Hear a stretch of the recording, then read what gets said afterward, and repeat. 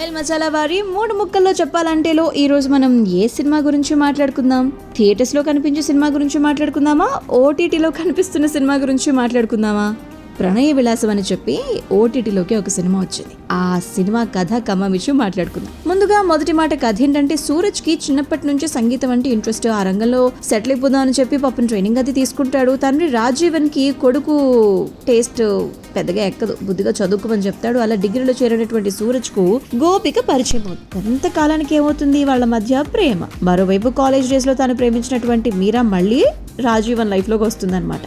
ఆమెతో మాట్లాడడం తప్ప ఒప్ప అని తెలుసుకునే టైంలో ఆయన భార్య అనుశ్రీ అనారోగ్యంతో మరణిస్తుందన్నమాట. సతీమణి రాసుకున్న డైరీని చదివినటువంటి రాజీవన్ షాక్ అవుతాడు. పెళ్లికి ముందు ఆమెకు ఒక ప్రేమ కథ ఉందని జీర్ణించుకోలేకపోతాడు ఆ విషయాన్ని. తండ్రి మాట కాదని సూరజ్ డైరీ మొత్తం చదివి ఆమె చివరి కోరిక నెరవేర్చాలి అనుకుంటాడు. ఇంతకీ ఆ కోరిక ఏంటి? ఆ క్రమంలో అతనికి ఎదురైనటువంటి అనుభవాలు ఏంటి? ప్రేమించిన వ్యక్తిని అనుశ్రీ ఎందుకు పెళ్లి చేసుకోలేకపోయింది? రాజీవన్ మీరా సెకండ్ ఇన్నింగ్స్ లవ్ స్టోరీ ఏమైంది? సూరజ్ గోపిక ఒక్కటయ్యారా లేదా? ఇదంతా తెలియాలంటే మూవీ చూసేయాల్సిందే. నెంబర్ 2, ఏ చిత్ర పరిశ్రమ టచ్ చేయలేని కాన్సెప్ట్స్ ని మలయాళ ఇండస్ట్రీ తెరకెక్కిస్తూ ఉంటుంది. అగ్ర హీరోల నుంచి యంగ్ హీరోస్ వరకు అందరిది అదే బాట. సో ప్రణయ విలాసం ఆ కోవకు చెందేది. అంటే లవ్ ఎట్ ఫస్ట్ సైట్ అంటారు, తొలి ప్రేమ అంటారు. ఆ జ్ఞాపకాల గురించి మనం చాలా సినిమాల్లో చూసాం. కానీ వాటిని హీరో తల్లిదండ్రుల కోణంలో ఆవిష్కరించడం విశేషం.